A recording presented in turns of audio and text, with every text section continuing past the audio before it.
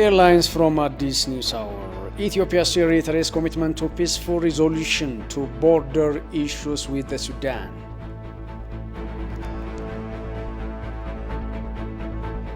And the ministry applauds positive outcomes of homegrown economic reforms in Ethiopia.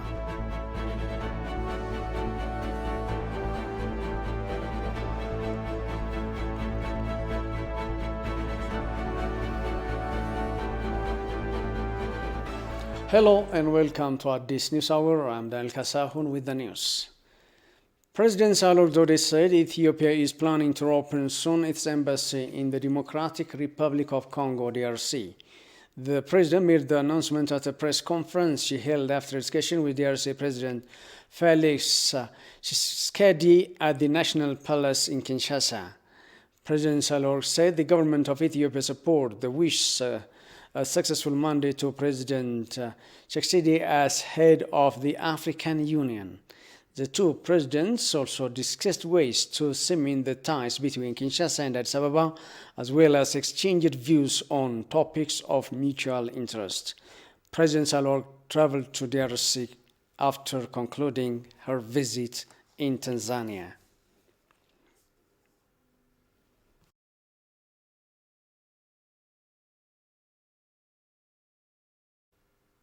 Ethiopia and Tanzania have renewed commitment to collaborate on various issues. President Sahle Work, who was visiting Tanzania, discussed with Tanzanian President John Magufuli on ways to enhancing the bilateral ties of the two countries. The two sides have also exchanged views on ways of boosting investment between the two countries, cooperation in language studies, and release of prisoners among others. Jerusalem Betza has more. Tanzania and Ethiopia have enjoyed long and cordial relations dating back to the 1960s. Ethiopian President Sahle Work has arrived in Chato, Tanzania for official talks with President John Magufuli. In a joint press briefing conducted following the discussion, President Sahle Work said both nations have agreed to enhance their bilateral ties in trade and investment. We had a very fruitful discussion on bilateral issues, on issues of common interest. And I'm not going to repeat what His Excellency the President has already said, but I can assure you that we are ready for business to really bring the relationship between Ethiopia and Tanzania to another level, to the higher level. Ethiopia is Africa's leading country with the largest livestock, making the Horn of Africa country the powerhouse and the best destination for leather and meat factories. According to the National Bureau of Statistics, Ethiopia leads with an overwhelming 60.39 million cattle, while Tanzania in the second position boasts of 33.9 million cattle. The president noted that Tanzania and Ethiopia have opportunities to cooperate more on leather products. Livestock is an area that we should explore more because Ethiopia and Tanzania are the first and second countries in terms of, livestock resources on the continent. Similarly, President Magufuli stressed on the need to enhance cooperation and the development of livestock sector in order to exploit the potential of leather products. Hapo ilikuwa ni mwaka 2016 lakini kwenye mwaka 2019-20 the trade volume between Tanzania and Ethiopia has tremendously gone up from 3 billion shillings in 2016 to 13 billion shillings in 2020 as the two nations look for increased business ties. There are 13 Ethiopian projects actively working in Tanzania, with the Ethiopian Airlines being the pioneer. We have to strengthen our ties in all areas of cooperation for mutual benefit. To speed up the cooperation of trade and investment between the two nations, the Ministerial Commission, which is led by foreign ministers of the two countries, is expected to hold its consultation forum in Ethiopia in the mid of February and March. The Joint Commission will have a task of reviewing the agreements that you have to make sure that you have agreements that work and they are being implemented, and also explore other areas. President Sahle Work also expressed a keenness to commence teaching Swahili language in Ethiopia as it's an important language in Africa. As many Ethiopians are in prison in Tanzania for illegal immigration, President Magufuli affirmed that his government is ready to release the prisoners without conditions. Prime Minister Abiy Ahmed has commended the commitment shown by the Oromo and Somali states to cooperate in peace and development works. The implementation of peace and collective development agreements within the internal and administrative boundaries of regions will have a significant impact on the country's sustainable development, that the Premier tweeted. The Premier expressed his sincere gratitude to the leaders of the Oromo and the Somali regions for their exemplary work. He said, "We will bring prosperity to all parts of our country through peace and development."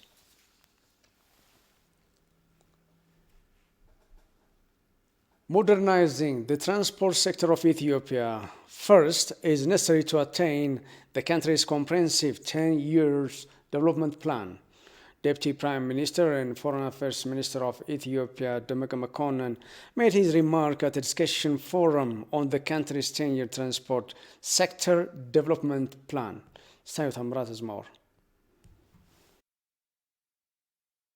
Ethiopia's 10-year transport sector development plan has been tabled for discussion among various stakeholders. Addressing the event held here in Addis, Deputy Prime Minister and Foreign Minister Demeke Mekonnen noted that the country's economic growth largely depends on the transport sector. The government will pay proper attention to the attainment of the goals for the sector by involving in the planning and allocating the budget, he added.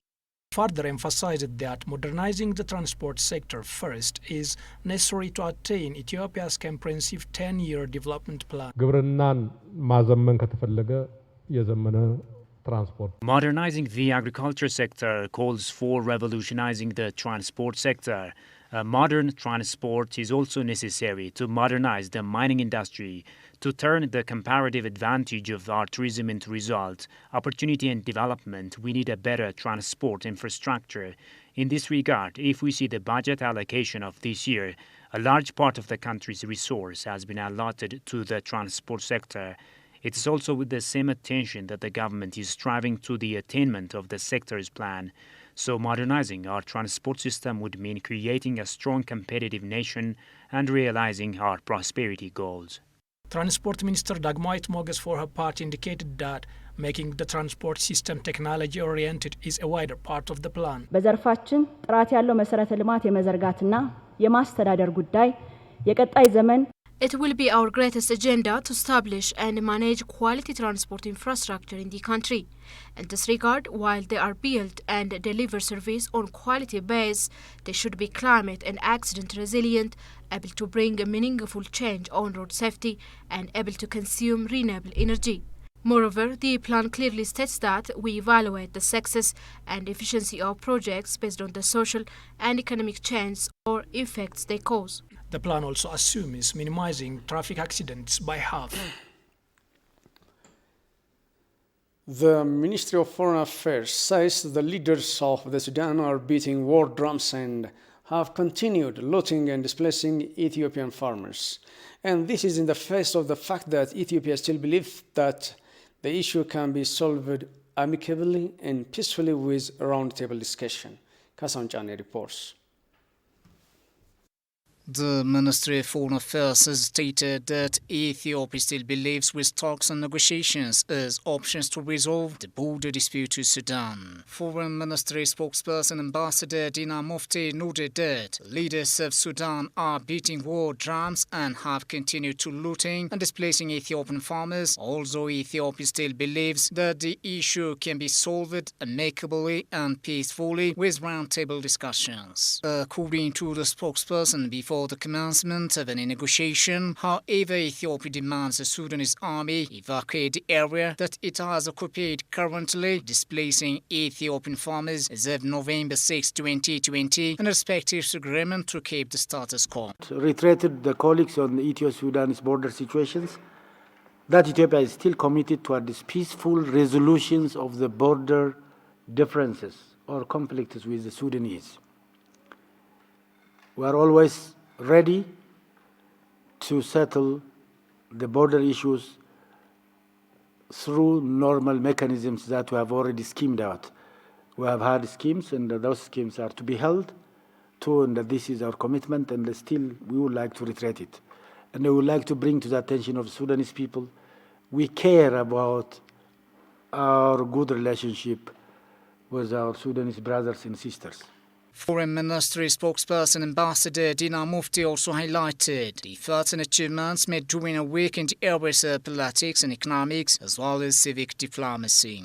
According to the spokesperson, Deputy Prime Minister and Foreign Minister Demeke Mekonnen and British Foreign Secretary Dominic Raab had fruitful discussions. Demeke Mekonnen briefed the British Foreign Secretary Dominic Raab on Ethiopia's ongoing law enforcement efforts in the northern part of the country. Visit of the UK Secretary of State of Foreign Affairs in his discussion with Deputy Prime Minister and Foreign Affairs, His Excellency Mr. Demeke, has been cited. The Secretary was briefed on the peace enforcement operations that had been successfully carried out in Tigray, and the current activities of relief supply, rehabilitation of the destroyed infrastructures, and the formations of the interim government. He was also briefed on Ethiopia's commitment towards climate change.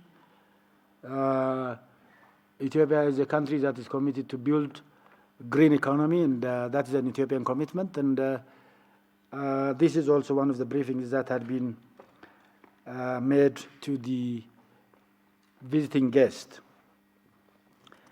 The Secretary of State as well reiterated his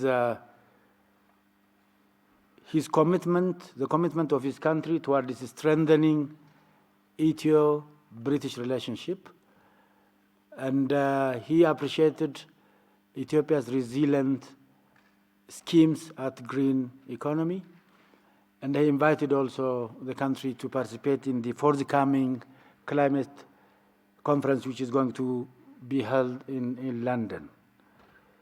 The Deputy Prime Minister and Foreign Minister Demeke Mekonnen also had a telephone conversation with United States Secretary of State for African Affairs Tibor Nagy on ways of peace and security issues and related to the law enforcement that is underway in the nation, and briefed as Ethiopia is committed to working particularly with the American new administration. Another activity held by the Deputy Prime Minister was his telephone conversation with the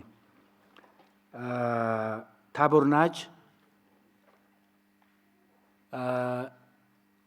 This is Assistant Secretary for the African Affairs of the U.S. State Department. He briefed him on what Ethiopia has been doing with regard to peaceful operations in the northern part of the country, and the rehabilitation process that has followed it.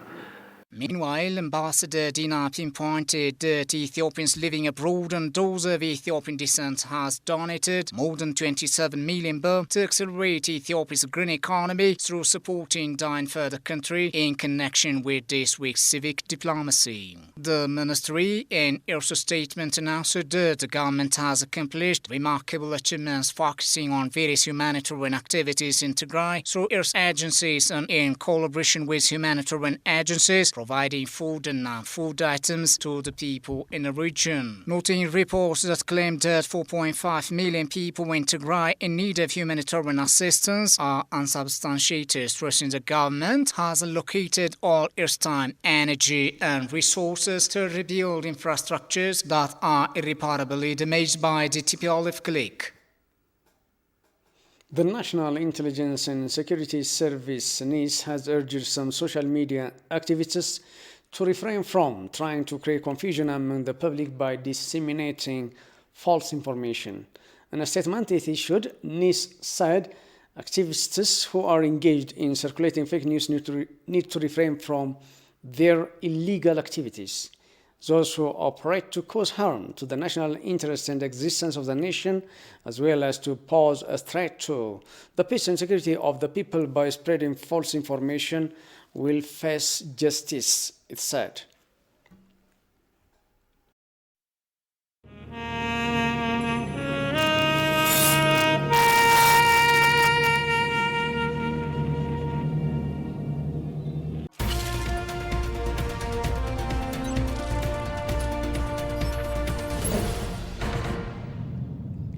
in business. The Ministry of Finance has applauded positive outcomes of the homegrown economic reform that the country has been introducing for the last 2 years. Allah Teklemariam has more. The Ministry of Finance is among the top mandated institutions to follow up implementations and performance of Ethiopia's homegrown economic reform, which was designed some 2 years ago to propel Ethiopia into becoming the African icon of prosperity by 2030.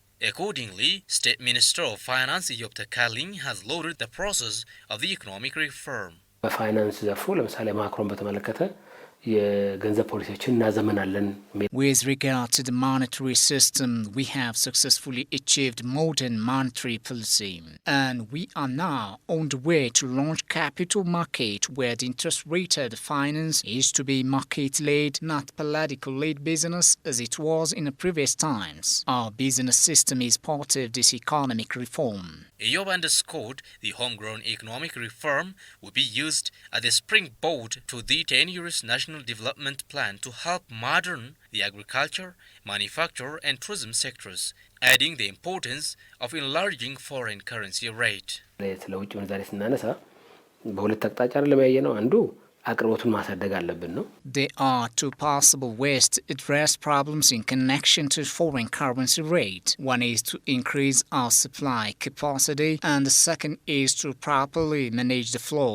We have witnessed such an encouraging result in both aspects. We try to boost our export rate to get more foreign currency and applied makeable change on the financial administration sector. The National Bank of Ethiopia has introduced lots of reform activities in this regard.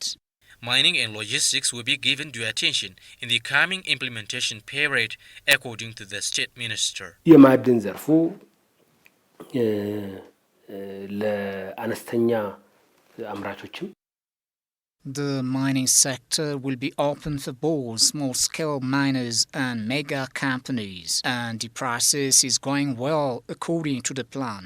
But there is still a lot to do in transforming a sector. We are also working to galvanize the logistics, implementing multimodal operations that can be facilitated the transport sector.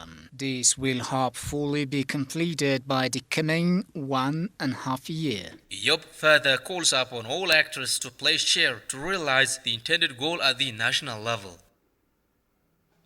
Ethiopia and Japan have signed a grant agreement amounting to $4.8 million to support efforts aimed at providing enhanced road operation and maintenance.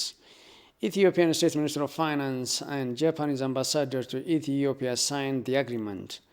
During the occasion, the State Minister Yasmin Wahabarabi said, due to the rapid urbanization and increase in the number of vehicles in Ethiopia, the main roads have been severely congested.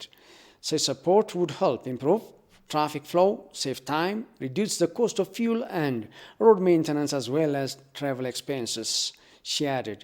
The Japanese ambassador to Ethiopia, Ito Takako, said the infrastructure sector is one of Japan's priorities in terms of supporting Ethiopia's economic development. Policy Matters is a conversation platform which aims to provide reasoned analysis and context to the activities, reforms, and policies of the federal government of Ethiopia. Exploring various reforms the government is undertaking, the conversation platform aspires to enable nuanced and informed understanding. Do we have what it takes to transition into a digital economy? What would you say are some of the initiatives the government has taken so that we're not left behind and that we are actually transitioning or transforming into a digital economy? So for us as a country, moving to a digital economy and making ICT a priority sector, but also understanding the role that digital can have on our national priorities is a necessity, not only to have new sources of growth, but for survival. How are institutions being empowered, be it at the Warada level, regional level, or federal level, to transform themselves to be digitally enabled institutions? Mindset is important. We need to build a culture of innovation. We need to build a culture of experimentation. It's all about being able to work together It's about coordination, it's about collaboration. It's really important to be able to break those silences because we need to have data flowing.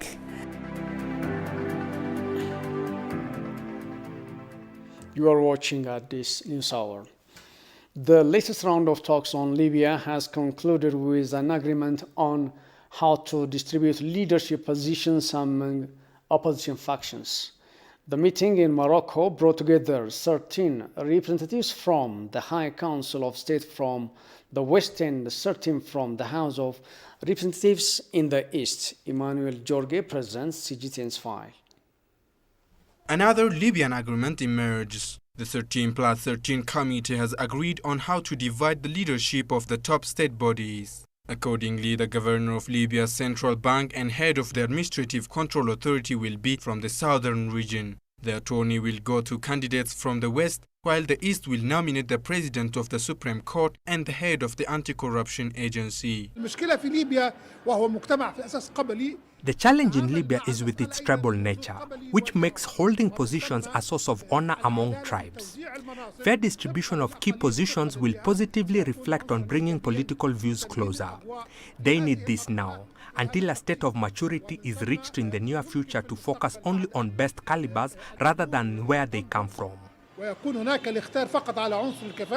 Experts describe the talks as a success from the political unity standpoint. The agreement ends most of the disputes over how to split power between the East, West and South. Criticism has been rising, though, particularly from judicial authorities in Libya. The meeting in Morocco has been nominating candidates for the Supreme Judicial Council and Prosecutor General. It sparked judicial reservations on the outcome. The Judicial Council released a statement rejecting the Buznika outcomes to preserve judicial independence and separation of authorities.